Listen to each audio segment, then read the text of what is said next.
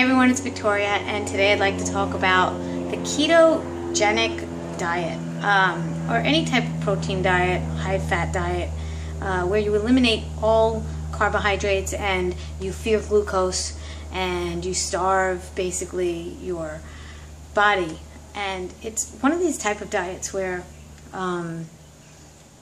you eat a lot of fat because that's where you get your calories from. And you shun all fruits except for maybe low glycemic berries, and not even in high quantity, like maybe a handful. Now, I've tried diets like this before, and they do work, absolutely, but not long term. And they cause more damage to so many things. So many things. I could list a few right now. The planet, the animals, your body. It's just endless on how much this diet is detrimental. Now, do I look like a bit of a troll being on the keto videos? Yeah, I do. But you know what? I don't believe in bashing something unless it's actually harmful for people and society. And I mean, like, when people bash like a high carb diet, when people bash a high carb diet, they're bashing it because they gained weight. They gained weight. That's why they're bashing a diet that's healthy for you. I mean, that's not a good reason to bash something. When you bash something, it has to have purpose. Like something's going to kill you later. You know? Oh my God, that was crazy. We just got intercom. Anyway, so basically, is it natural to eat a diet that's full of fat? Do you want to listen to a caveman? Really, to get your advice? I mean, if that's what you're up to and that's what you're on, that's fine. We have scientists now that have actually discovered what the link to heart disease is and all the feelings that you get from a low-carb diet. And I mean, I can't recommend T. Colin Campbell enough. I mean, he wrote the book Whole, W-H-O-L-E. He also wrote the book The China Study. He wrote the book The Low-Carb Fraud. And these are things that you just want to get in your brain. You want to change and shift. And you want to also watch all these videos of these horrific things that are happening in animal slaughterhouses. I mean, this is big time stuff. You know, people argue, oh, what about, you know, the happy cows on a farm? And there's very few of those. There are very few of those. And is it natural to eat it? I mean, there's so many other options before eating meat. And you don't need meat. Are you addicted to meat? Just admit it. Admit that you're addicted to it. That's all you have to do is admit it. Because, you know, admitting is like part of life. Like, that's okay. I was addicted to meat. I couldn't become vegan for 10 years. I was addicted to meat. I didn't have to have it. I just thought I had to have it. Obviously, I'm fine without it. So, people are thriving without meat. There's too many variables. And also, I'd like to talk about how is it natural to have a six-pack ab? Like, are abs like that are six-pack natural? Like, if you have to have caffeine to energize your diet, there's something wrong with your diet. If you don't feel like you're already high on life, on your diet, there's something wrong. If you need to wake up all the time, and I'm not talking about lack of sleep, I'm talking about not having glucose in your body. You can't do anything with endurance at all. And I think that we were meant to have endurance. I really, really believe that. I think we were meant to keep walking and walking and walking until we found a place to find our food and rest for shelter. And I really believe that we were meant to climb trees to get fruit. And so I use my upper body muscles now more so than I ever used to, because I like to do what I think we would have done in nature. Is it natural to have a puffy stomach? Look, I'm sporting that new look. I think it's going to catch on. No.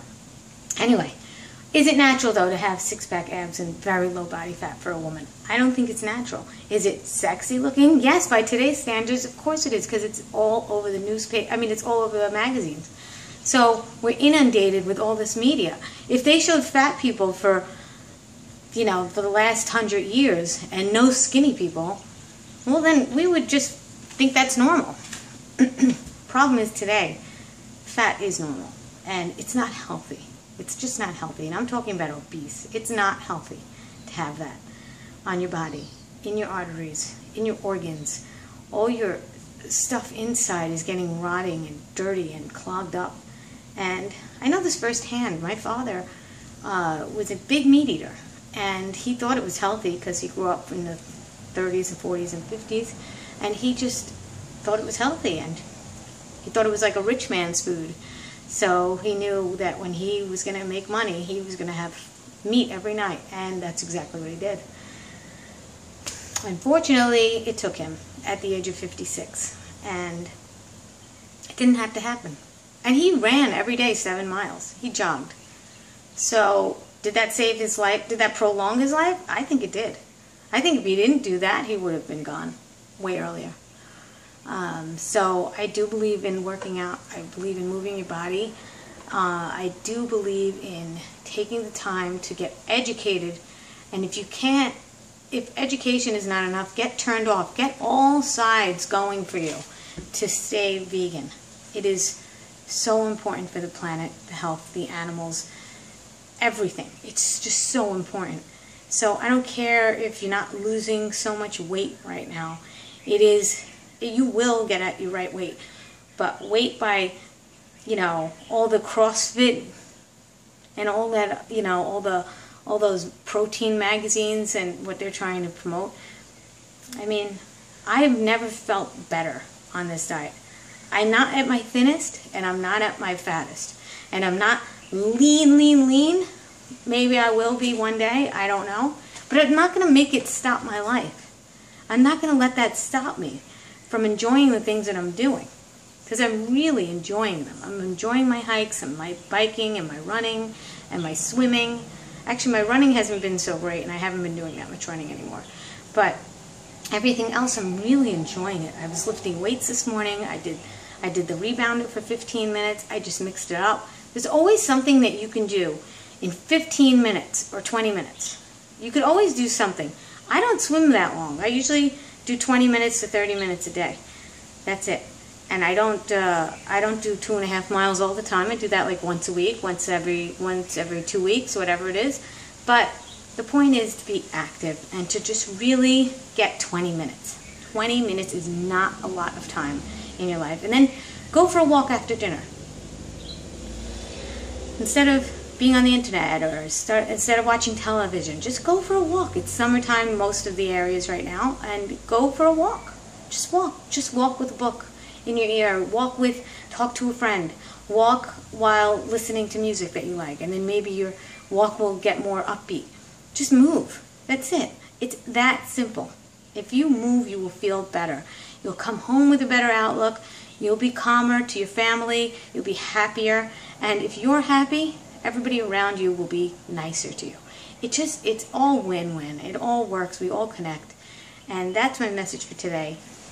And I hope you could also see where I'm coming from when it comes to bashing another diet. I think that it's unhealthy, and I think that it needs to be stopped.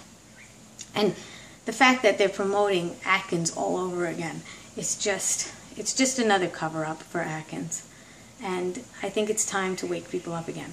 There was an article in the New York Times, I think it was about 15 years ago, promoting Atkins. It was like revamping Atkins. And people were like, oh my God, it's the best diet in the world. New York Times said it.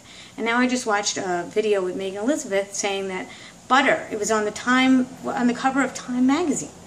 But what is going on? All right? We know too much. We know way too much in 2014 to even fall for this BS. All right? Stick with the high carb, low protein, low fat, and keep moving. Stay hydrated. This is the best advice I can give. Take care, everyone. Bye.